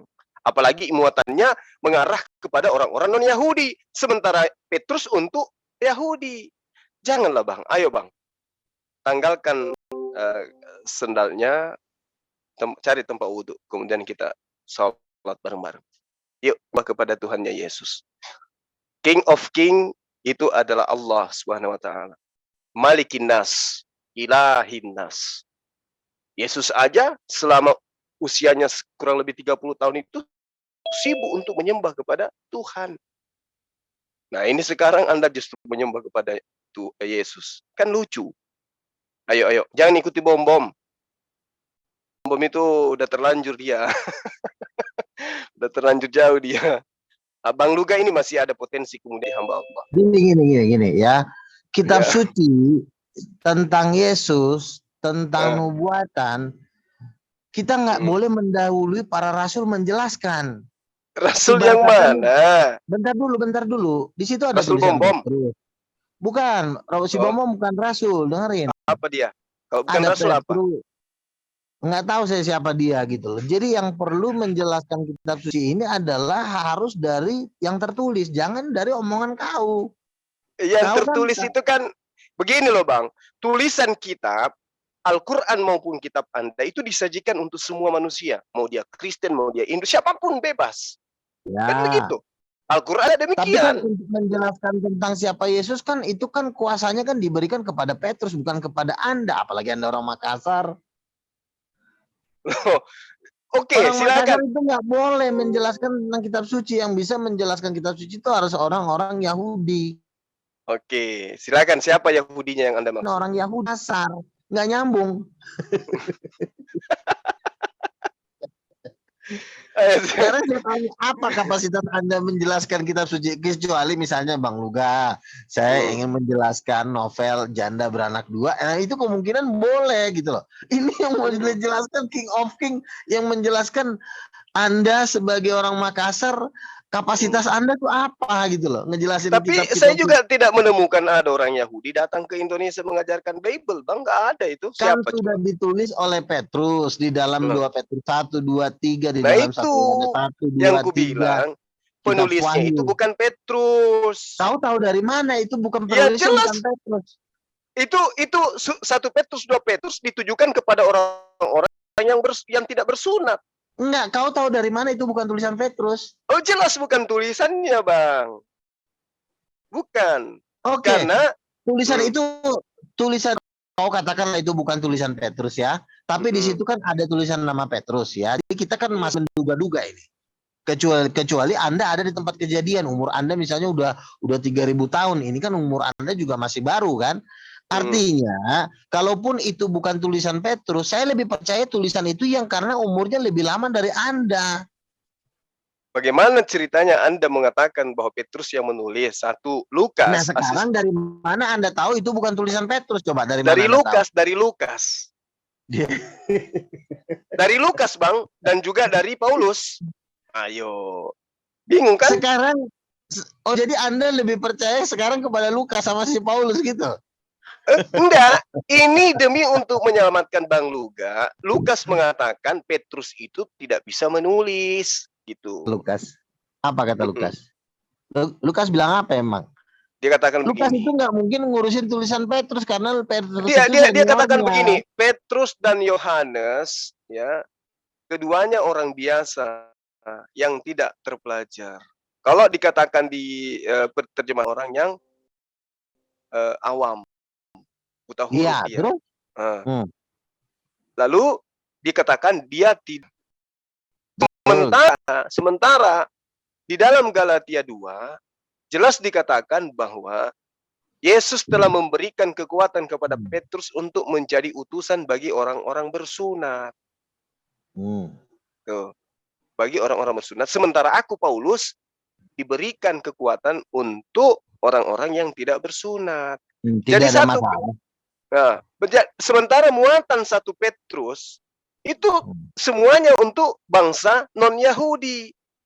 Berarti kalau Petrus bukan untuk orang yang tidak bersunat, tidak mungkin dia menulis surat untuk non-Yahudi. Karena non-Yahudi itu adalah orang-orang yang tidak bersunat.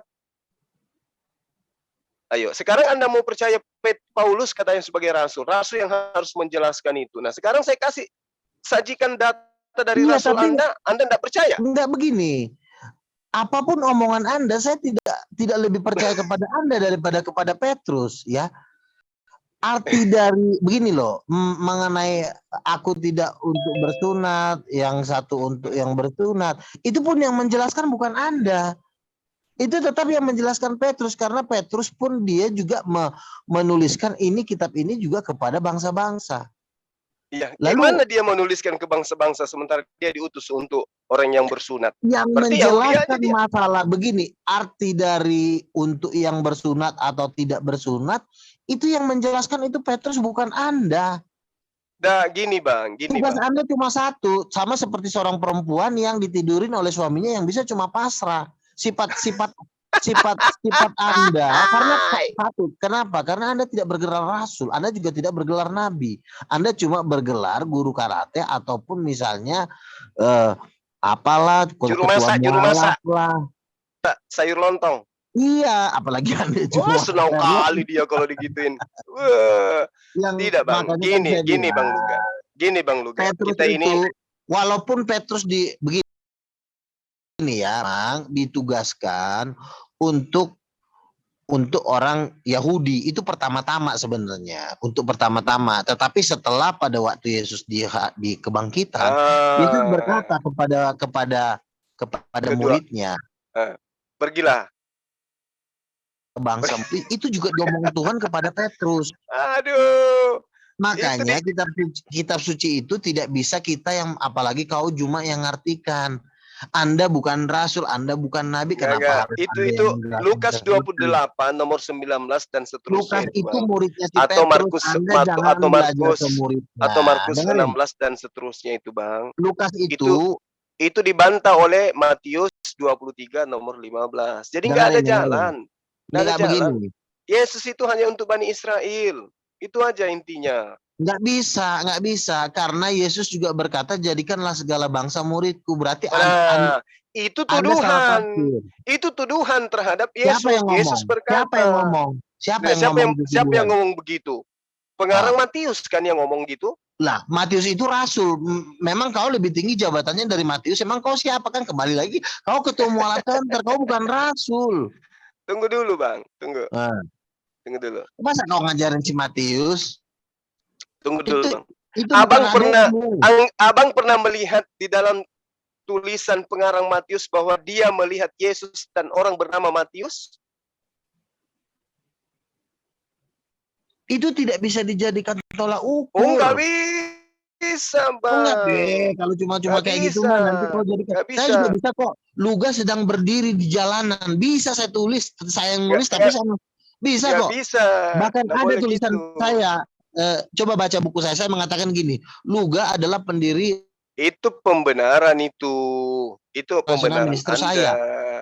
Itu Nah, berarti pembenaran saya bisa Anda. menulis tentang diri saya. Itu mah jangan gara-gara itu kau jadi menganggap si Matius itu bukan penulisnya. Lalu siapa penulisnya? Kau juga nggak tahu kecuali kau ketemu sama si Matius. Ya, untuk menguji, Kau kan Bang, untuk menguji. nggak bisa kita Gini, tidak Bang Luga. bisa. Begini, Dengerin Bang ya. Luga. Kita tidak bisa menduga-duga untuk menjebloskan orang ke Enggak, neraka. Nggak boleh menduga-duga begini, Bang dengan Luga. menjebloskan orang ke neraka. Begini, Bang, coba Masa kau didengarkan berani dulu. banget kau udah menjebloskan orang ke neraka? Nggak boleh Nah, seperti begitu itu. juga sebaliknya. Gini, Bang. Untuk membuktikan emas itu palsu atau asli, kita ambil emasnya, kita uji. Ya Betul? sekarang kau tahu Matius, kau tahu nama 12 murid aja dari Alkitab kok, bukan dari Al-Quran kok. Itu aja kau udah kalah. Makanya ini yang kita bahas. Celakanya kita Al-Quran pandang. aja nih ya. Kalau misalnya saya berdebat sama kamu, saya misalnya bikin aturan, jangan sebut ayat Alkitab. Kau udah kalah. Nanti ku tanya, kau tahu Petrus dari mana? Ya, nggak penting bagi dari saya. Alkitab. Petrus itu nggak penting. Nggak penting bagi saya Petrus Loh, itu. kalau kau tidak tahu Petrus, kau tahu ucapan Yesus dari siapa? Pernah Ya, hidup masalahnya. Al-Quran cukup bagi kami. Oh, nggak bisa Al-Quran sudah kejadian. cukup. Ani Masalahnya abudullah Yesus rabbi wa salah besar rabbakum. kau. Nggak bisa kau. Kok bisa kayak gitu? Dengerin. Nggak bisa kau menceritakan orang yang pernah hidup dengan cara mimpi-mimpi dengan naik langit karena orangnya pernah hidup. Misalnya gini. Bukan mimpi, Bang, bukan mimpi. Kau menceritakan Presiden Jokowi dengan mimpimu, itu orang akan ngetawain kamu. Karena kenapa? Presiden Jokowi masih hidup. Kau harus menceritakan Presiden Jokowi dengan cara kau meliput sebagai wartawan ke istana. Tapi kalau kau menceritakan Presiden Jokowi dengan mimpi, dengan apa, itu orang akan ngetawain kamu karena dianya hidup. Sama seperti Yesus. Yesus itu pernah hidup dan orang yang harus menceritakan dia nggak boleh pakai mimpi, harus dengan saksi mata dan keterangan sejarah. Itu namanya orang gila. Menceritakan Yesus dengan mimpi lah, dengan ini boleh. Itu namanya stres. Karena orangnya pernah hidup. Kecuali gimana kalau misalnya yang menyampaikan informasi itu pencipta langit dan bumi yang maha melihat dan menyaksikan? Itu namanya pencipta langit dan bumi orang gila. Karena nggak mungkin pencipta langit dan bumi. Dengerin ya. Kita aja sesama manusia aja. Dengerin ya. Jangankanlah dulu Tuhan. Sesama manusia aja. Kalau kita menceritakan mimpi kita, orangnya di depan mata, itu kita bisa di depan gila. Lah kalau ada Tuhan menceritakan lagi kejadian yang sudah terjadi di depan mata, itu namanya Tuhannya orang gila. Iya dong. Jadi Anda lebih percaya pengarang yang tidak jelas daripada Tuhan pencipta dan bumi gitu? Iya, masalahnya lu ngomong-ngomong Tuhan, emang Tuhan teman lu? Terus tanya Tuhannya tetangga dia, ini orang gila darah nih. Tuhan itu bukan teman lu, bukan tetangga lu. Tuhan itu di sorga. Emang lu kapan lu ke sorga? Jangan segampang itu lu bilang, saya ke sorga, saya ke langit. Emang segampang itu lu bilang saya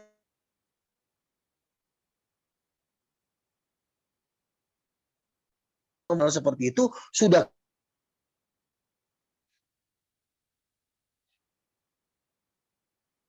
Suaranya Bang Luga timbul tenggelam ini. Hilang-hilang timbul ini suara si Luga ini. Iya kan? Apa tuh?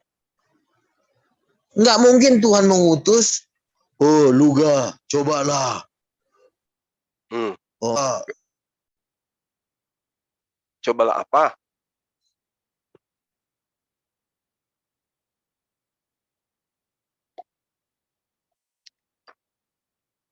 Luga, ada suaranya hilang Bang. Jaringnya kali Gulunda. Iya. Koneksinya putus, Bang. Kok jadi saya dibilang bertetangga dengan Tuhan? Makin halus si Luga ini. Pencipta langit dan bumi dibilangnya orang gila katanya. Sementara mereka tidak paham kitab. Cobalah kita lihat tadi Yeremia 36:30. Itu kan udah jelas sekali tuh. Tidak akan ada lagi keturunan Yoyakim yang akan menjadi raja di atas tahta Daud. Fakta di lapangan, emang Yesus tidak pernah jadi raja. Nah, masalahnya sekarang mereka memaksakan Yesus itu adalah raja. Hidup di dalam dunia halusinasi gitu. Jadi susah memang.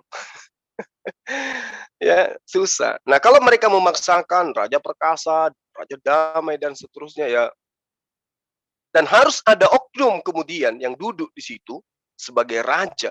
Baginda Rasulullah Muhammad SAW itu lebih pantas. Itu lebih pantas itu.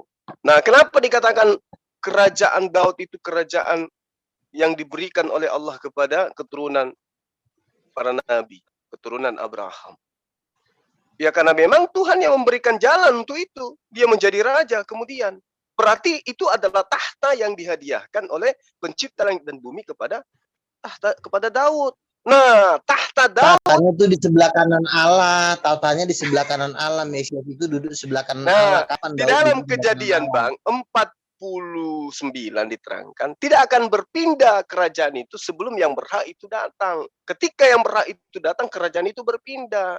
Nah, sekarang Iya, kerajaan yang masih berdiri kokoh sampai hari ini itu di mana?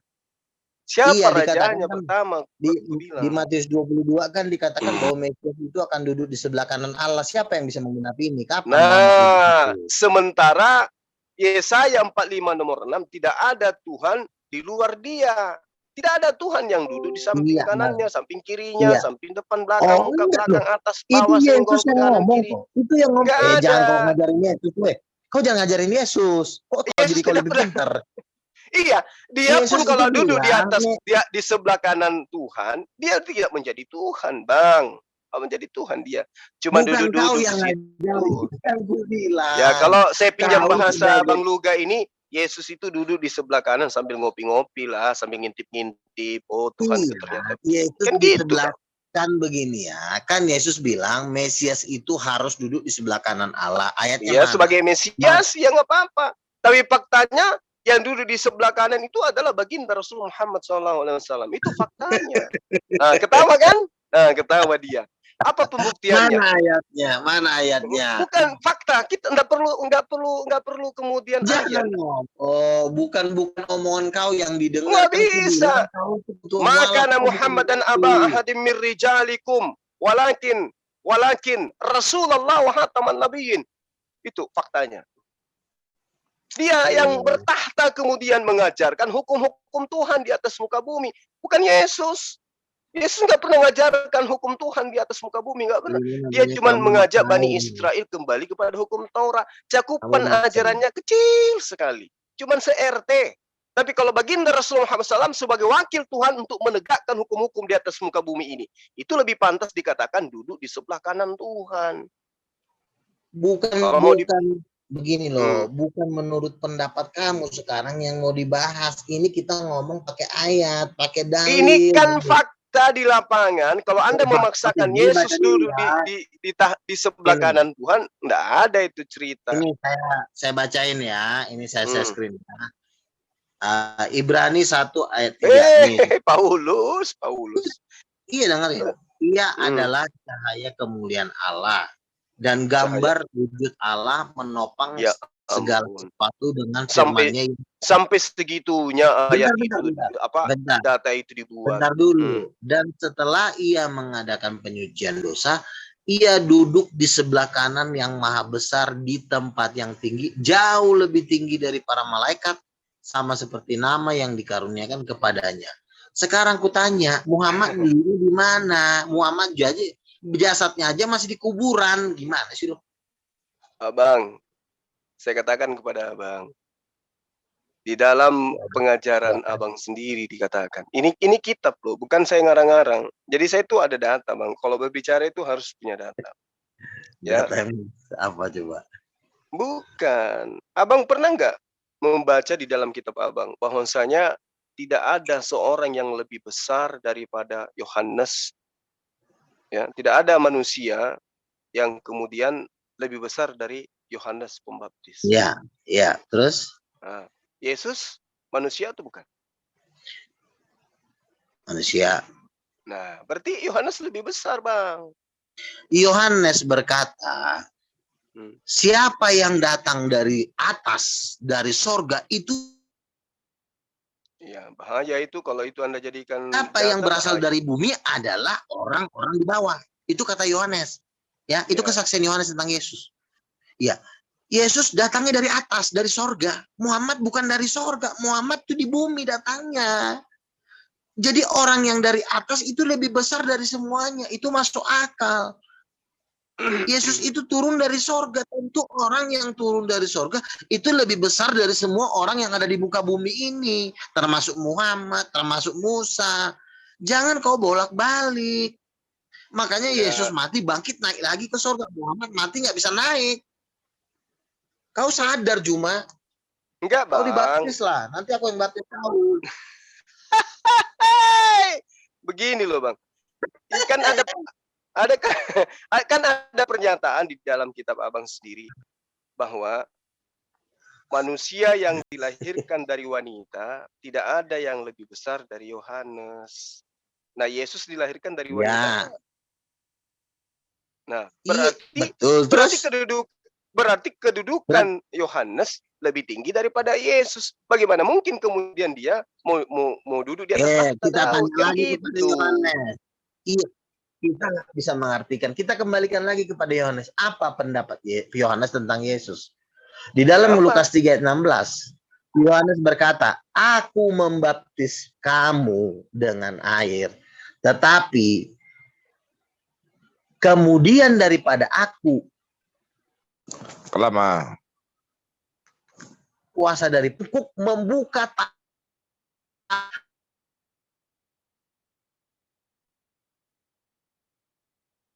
hilang lagi bang Luga.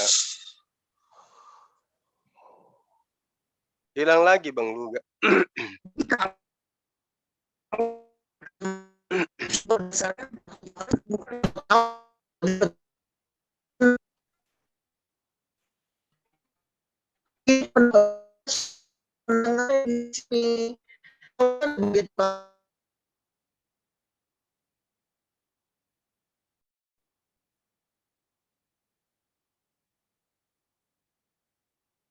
Hilang suaranya.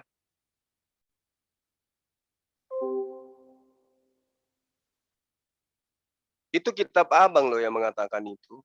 Jadi tidak bisa kita ngarang-ngarang bang. Jadi kalau Anda mencari Tuhan, carilah Tuhan yang lebih besar dari Yohanes. Karena kitab Lukas itu jelas mengatakan bahwa Yohanes lebih besar dari Yesus. Kan begitu. Gimana ceritanya Yesus bisa jadi Tuhan? Mengalahkan kebesaran Yohanes aja tidak bisa. Gimana itu bang? Berpikirlah, cari Tuhan yang lebih besar, yang lebih hebat. Ya kan? Jangan mencari Tuhan yang lebih kecil dari Yohanes. Lukas 7 kan jelas dikatakan itu. Kecuali kalau abang tidak percaya kitab abang sendiri kan, ya itu penyakit namanya. Aku berkata padamu di antara mereka yang dilahirkan oleh perempuan, tidak ada seorang pun yang lebih besar daripada Yohanes. Nah, Yesus dilahirkan oleh perempuan. Berarti dia tidak lebih besar daripada Yohanes, kan Nggak gitu, bisa Hal. seperti itu menafsirkan kitab suci sesuka hati loh. Kita tanya Loh, lagi ke Yohanes, menurut ke ini Yohanes, perkataan Yesus loh.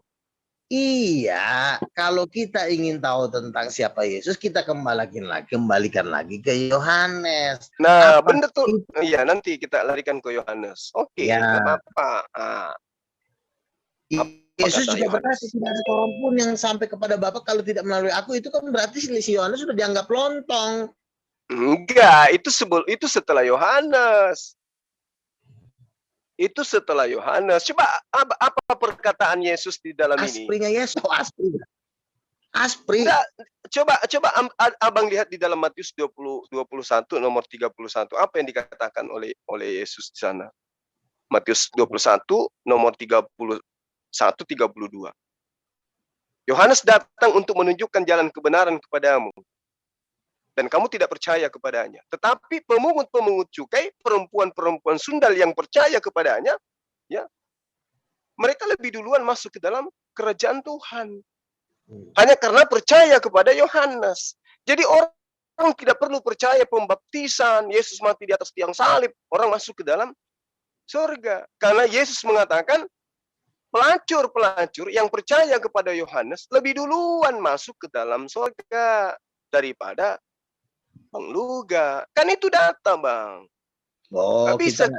kita nggak bisa baca ayat sepotong-sepotong. Loh, Yohanes ini 3:18. perkataan Yesus. Aku berkata kepadamu, sesungguhnya pemungut cukai artinya rentenir dan perempuan sundal artinya pelacur akan mendahului kamu ke dalam kerajaan Tuhan. Kenapa? Karena dia percaya kepada Yohanes. Maksudnya gini loh, Nah, dia kan percaya begitu. kepada Bukan Yohanes. percaya kepada Tuhan datang dalam rupa manusia, mati di atas tiang salib. Itu adalah oleh-oleh dari pengarang kitab Masuk Anda ke untuk dalam orang Romawi dan Yunani. Tapi tidak. yang Yesus katakan, pelacur, rentenir, pemungut Masuk cukai. ke dalam kerajaan Ya. Allah, kerajaan di kerajaan Allah emang siapa? Ya, Masuk ke orang-orang dalam yang kerajaan percaya Allah. kepada Lalu Yohanes. Orang yang percaya kepada Yohanes bahwa Yesus itu Yohanes aja adalah menunjuk utusan Yesus. Tuhan. Kan begitu, Abang. Dengerin, Yohanes ketemu Yesus. Yohanes bilang apa? Inilah anak domba Allah yang menghapus dosa dunia. Ya, Kata nggak ada urusan dengan itu. Tapi yang pasti Yesus menghapus dosa itu kenapa? Kalau dia diikuti ajarannya. Dengerin Kalau ya. tidak diikuti ajarannya, dosa yang mana yang mau dihapus? Sekarang yang dinanti-nantikan bangsa Israel itu bukan Yohanes tapi Mesias. Iya, Makanya tapi Mesias itu bukan Yesus. oh, salah besar kau ini. Makanya dengerin dulu kan. Makanya Yeremia kan 36 nomor 30 itu nggak bisa, Bang. Nggak bisa lolos dari sana, dengerin. Bang. Dengerin ya. Jadi waktu itu ahli-ahli Taurat mendatangi Yohanes. Kau ngapain kau baptis-baptis orang? Oh, saya adalah orang yang tertulis di dalam kitab Nabi Yesaya yang berseru-seru luruskan jalan Tuhan. Yohanes berseru-seru untuk mempersiapkan jalan Tuhan. Lalu Yohanes berkata kepada Yesus, membuka tali kasutnya pun aku tidak layak. Berarti Yesusnya adalah Tuhan. Nah, Yohanes itu cuma orang yang mempersiapkan jalan Itu untuk datangnya Mesias. tafsiran orang yang mau menyembah anak Maria. Dengerin. Karena Yohanes membantah dirinya, saya bukan Mesias. Lalu kenapa lu baptis orang? Iya, saya memang membaptis orang, tapi saya bukan Mesias. Lalu Mesiasnya yang mana? Makanya di dalam 1 Yohanes, para murid-muridnya Yohanes itu mencari Mesias itu mana. Kami udah menemukan Mesias. Makanya murid-muridnya Yohanes beralih kepada Yesus. Makanya sebagian dari murid Yohanes itu menjadi muridnya Yesus. Karena yang mau dicari fokus utamanya ini mau mencari Mesias, bukan mau mencari Yohanes. Yohanes itu cuma nabi biasa. Ya, tapi dia lebih besar dari Yesus. Orang yang percaya kepada dia juga langsung surga. Oh tidak, kau salah besar. Yohanes saja mengatakan ini pernyataan Yesus sendiri di dalam Matius 21 nomor 31. Kau salah menafsirkan. Kamu nggak bisa seperti itu karena Yohanes berkata, aku datang membaptis kamu dengan air, tetapi yang lebih berkuasa daripada aku akan membaptis kamu dengan Roh Kudus dan membuka tali kasutnya pun aku tidak layak. Lu jangan menyesatkan orang, nggak boleh begitu. Enggak, ini fakta di dalam kitab saudara sendiri. Aku berkata kepadamu sesungguhnya pemungut cukai dan perempuan-perempuan lacur akan mendahului kamu masuk ke dalam kerajaan Tuhan. Itu yang ngomong siapa? Karena Yesus. Ah iya. Nah, jadi Bukan orang yang Yohanes, percaya kepada Yohanes akan Bukan masuk ke orang- dalam surga. Kok bukan orang yang percaya? Loh, kayak mana ceritanya abangku Itu ini? artinya bukan orang yang percaya kepada Yohanes, di situ salah kau. Wah. Tetapi orang Baca yang nomor masuk ke dalam- 32-nya. Hai, ini abang ini jangan menyesatkan lah, enggak bagus. Kau baca. Mana ada Yesus suruh Baca. orang percaya? Iya, baca nomor 32-nya, Bang. Abang Matius kayak berapa? orang mandul. Matius 21. Nah, ini kayak bom ini juga enggak tahu Bible ternyata juga. Cuma King of Matius King aja yang kita tahu. berapa? Siapa di antara kedua orang itu yang akan melakukan kehendak ayahnya? Apa kata Yesus? Aku berkata kepadamu, sesungguhnya pemungut cukai. Itu kan jelas, Bang. Ayat 32-nya coba. Apa yang dikatakan? 32. Apa yang dikatakan? Menunjukkan jalan kepadamu dan kamu tidak Tapi yang percaya, Anda kan orang-orang- cuma menunjukkan kebenaran, bukan percaya kepada Yohanes, menunjuk jalan kepada kebenaran, bukan Yohanes itu kebenaran. Kebenaran itu adalah Yesus sendiri. Yohanes 14 ayat 6, akulah kebenaran dan hidup. Gimana sih? jelas di sini belum ada penyaliban, belum ada kematian dijual kemudian oleh orang-orang yang menginginkan Yesus menjadi Tuhan. Pemungut cukai, orang-orang sundal itu sudah lebih dulu masuk ke surga. Padahal Yesus belum disalib.